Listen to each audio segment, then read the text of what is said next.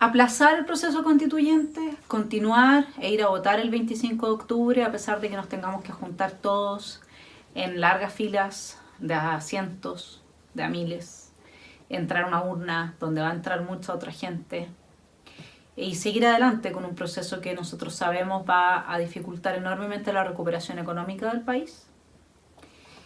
Esta pregunta se ha tomado parte de la discusión pública esta semana y quisiera en esta columna semanal que tengo la oportunidad de reflexionar con ustedes, mis suscriptores, quienes también visitan esta página y en especial la gente que me está apoyando, que nuevamente le agradezco y les invito a apoyarme. Quisiera tomar la entrevista de Felipe Arboe para darle vuelta a algunos de los temas que él, sobre los cuales él reflexionó en la Radio Infinita. Así es que lo pueden buscar, está esta semana ahí. Y encontrar algunas claves de comprensión de lo que está pasando a nivel político en nuestro país y su conexión también un poco más allá de las fronteras de nuestro país. Respecto siempre, al final, raya para la suma, a nuestro proceso constituyente, a la situación que vive el país sin la pandemia, que era la destrucción y la quema del país de Arica a Punta Arenas, ¿no es cierto? Entonces, ¿qué es lo que uno, frente a las respuestas que él le da a los dos periodistas, empieza a observar? Uno empieza a observar primero que hay una dinámica instalada dentro de lo que es el Congreso en que el gobierno trae un proyecto, luego hay una oposición que pone sobre la mesa un contraproyecto, o no es que esté contrario, pero que o lo aumenta significativamente, como fue en el caso del bono de los coronavirus, pero siempre es una oferta mayor. Si el gobierno ofrece 500, la oposición ofrece 1.500 y al final pactan en 850, por decirles algo. ¿Sí? Siempre la oposición gana un poco más.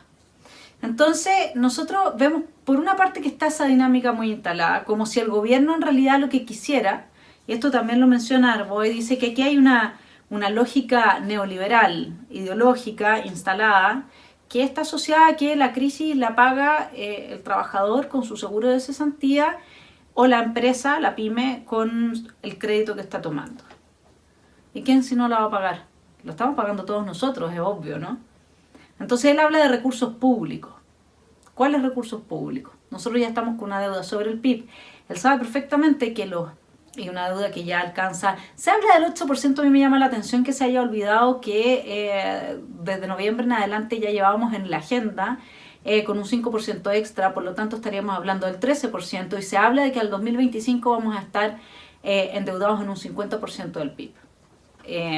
Les voy a mostrar un libro que escribí hace unos años atrás, a propósito de una serie de entrevistas que hice sobre el modelo económico.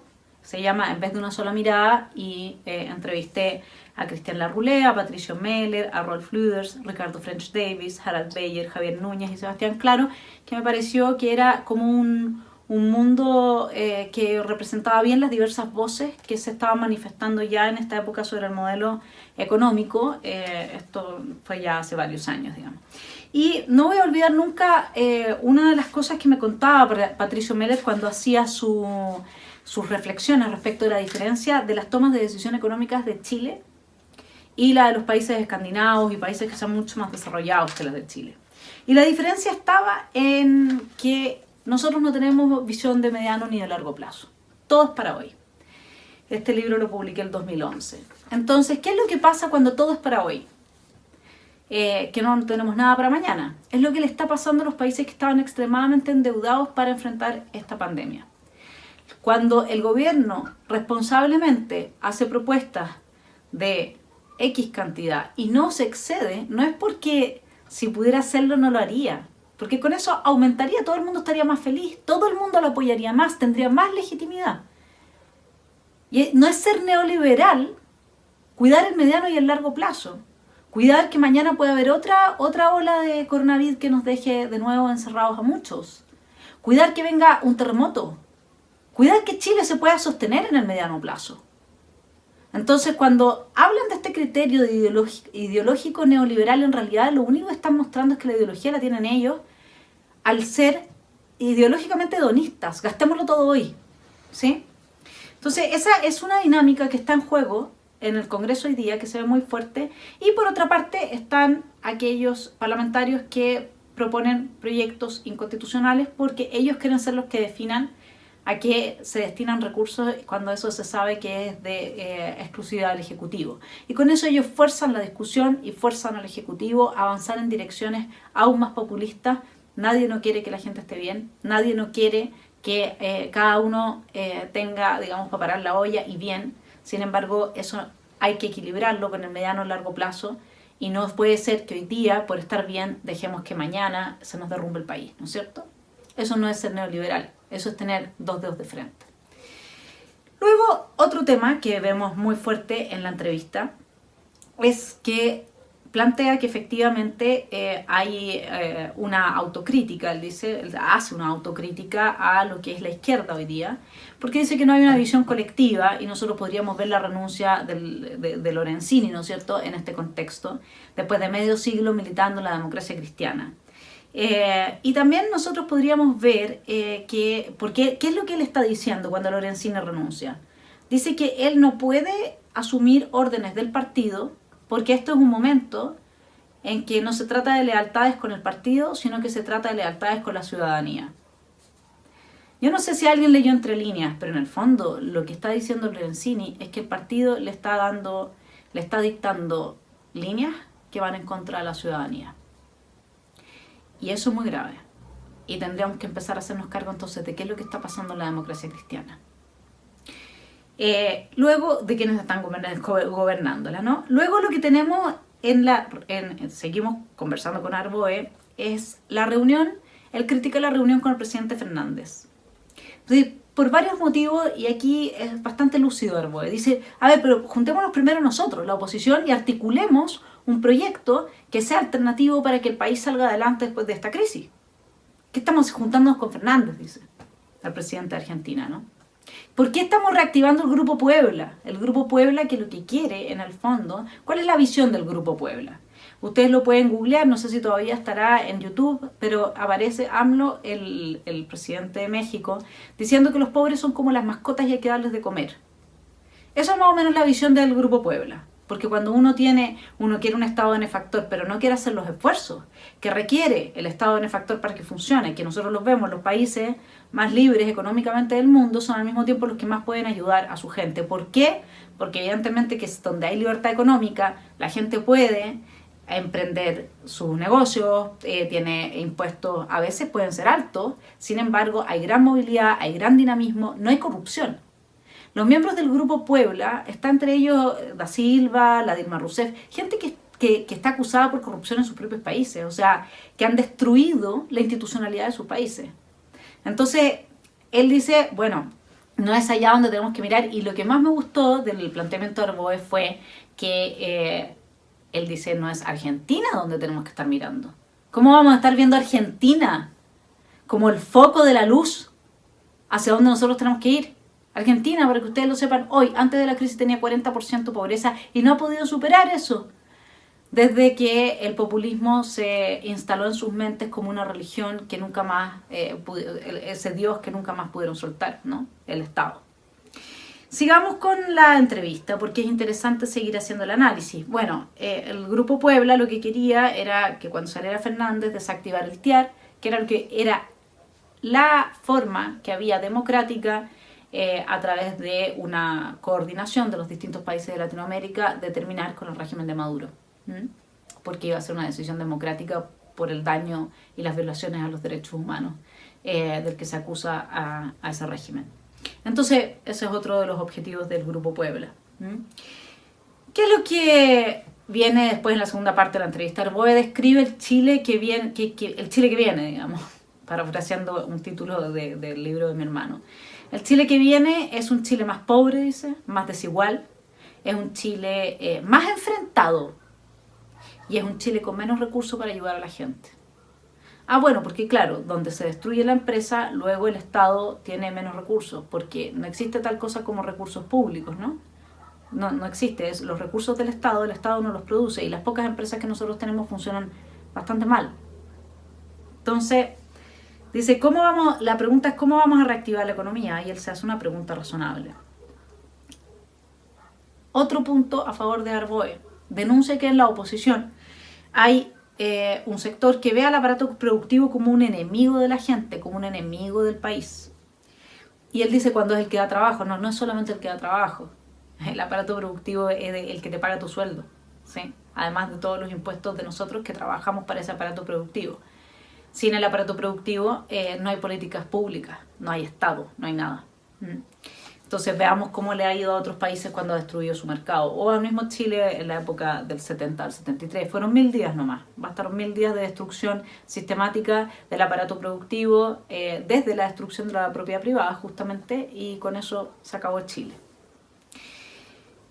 Bien, entonces vamos al tema del plebiscito. ¿Qué es lo que dice del plebiscito?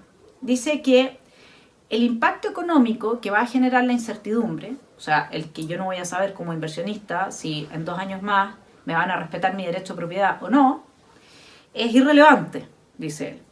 Porque este es un pacto, el del plebiscito, que no surge del voluntarismo, ni tampoco dice de actos irresponsables. Pero resulta que nosotros bien sabemos que este acuerdo, ideado para lograr la paz, que nunca llegó por lo demás, no cumple con lo establecido en el capítulo 15 de nuestra Constitución en sus artículos 127 al 129, para que usted lo revise. Entonces sí es irresponsable, porque no está cumpliendo con la Constitución vigente. Y entonces dice, además, dado que este no es un acto de voluntarismo, si no hay, él dice, yo estoy convencido de que si no hubiese habido este acuerdo, se hubiera caído el gobierno. ¿Ya? ¿Y quién lo iba a hacer caer? Hoy día ya estamos viendo quiénes son, ¿no es cierto? Ya está, ahí han vuelto las movilizaciones, se sabe quiénes son. ¿Quién iba a hacer caer el gobierno? ¿Cómo van a tener tanto poder? ¿Cómo es posible que grupos que dentro del Congreso son absolutamente minoritarios tengan el poder de hacer caer a un gobierno desde la extorsión internacional por la etiqueta de violaciones a los derechos humanos que impide la aplicación del Estado de Derecho y la defensa de los demás ciudadanos? Porque eso es lo que hay acá. Y eso no se va a arreglar con un plebiscito. Y eso no se va a arreglar con una nueva constitución. Porque acá existe una fantasía distributiva. Entonces la gente que está promoviendo esto ya se compró el cuento de que si tenemos una constitución que confirma la existencia de un estado benefactor con un alto nivel distributivo destruyendo el aparato productivo, les va a ir mejor. Y eso sabemos que no es cierto. Entonces dice Arboe que es una irresponsabilidad que un gobierno débil, al que a mí me encantaría recordarle que fue elegido con un 54% de los votos, o sea, era un gobierno muy firme. Lo que pasa es que un gobierno con pies de barro, si es que tiene instituciones que están capturadas por ideologías que buscan un proyecto distinto al del gobierno. ¿Ustedes se imaginan qué hubiera pasado si se nos ocurre o se le ocurre a gente de la derecha durante el gobierno de Bachelet, porque no le gusta el proyecto más socialista de Bachelet, salir a quemar todo Chile? ¿Ustedes se imaginan eso? No, hay que ser una persona convencida de que la violencia es el medio para lograr fines. Y ahí uno se da cuenta de que la derecha tiene vocación democrática, al revés de lo que siempre se le ha tratado de decir a la gente y cómo se les ha tratado de lavar el cerebro a la gente, mientras que los sectores de izquierda extrema y algunos no tan extremos, como vemos que pasa con cierta gente dentro de la democracia cristiana, no tienen vocación democrática. Entonces ya para ir terminando, lo que dice Arboe, dice, bueno, en realidad el plebiscito va a evitar mayores confrontamientos y el proceso constituyente también, porque él hace la analogía en que dice, es como un pituto de la olla de presión, que le saca presión. Y eso me recuerda a los discursos de Tito Livio y Maquiavelo, donde Maquiavelo decía que eran necesarias esos desafogues dentro de la república, que hubiese forma en que la gente pudiera manifestar su desacuerdo. El problema es que nosotros sabemos que el plebiscito y el proceso constituyente no va a ser un conducto en el que manifiesten su rabia, su odio y sus ganas de destruirlo todo quienes han arrasado el Chile de octubre en adelante. Nosotros sabemos eso. Creo que ahí Arboe cae en una especie de espejismo, es como una ilusión que tiene mucha gente dentro de la clase política. No solo él, otra gente que yo respeto y quiero mucho también, que son de Bópolis o de Renovación Nacional.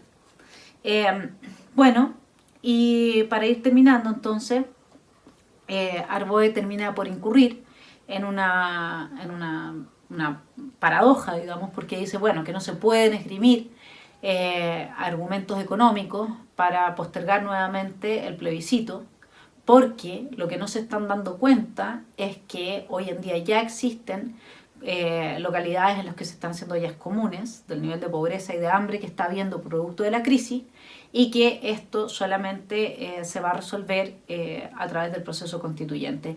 Yo creo que ahí está cometiendo un error, porque justamente cuando se está hablando de que la razón económica es una razón importante, es porque sabemos que a esa gente no le vamos a dar de comer, no le vamos a llenar el cucharón con las hojas de la nueva constitución. El cucharón se llena con comida y la comida se produce. Y para que se produzca depende del aparato productivo, de la propiedad privada, de libertad de precios. Ese es el punto. Entonces, si nosotros mantenemos este nivel de incertidumbre, es lo que me gustaría decirle al señor Arboe, entonces van a seguir habiendo ollas comunes, esperemos que todavía tengan algo que repartir. Y ese sí, ahí sí que no hay ningún pituto de olla a presión que poder soltar, porque cuando el hambre habla, la razón calla. Espero que esto haya servido para reflexionar un poco más allá sobre un tema ya tan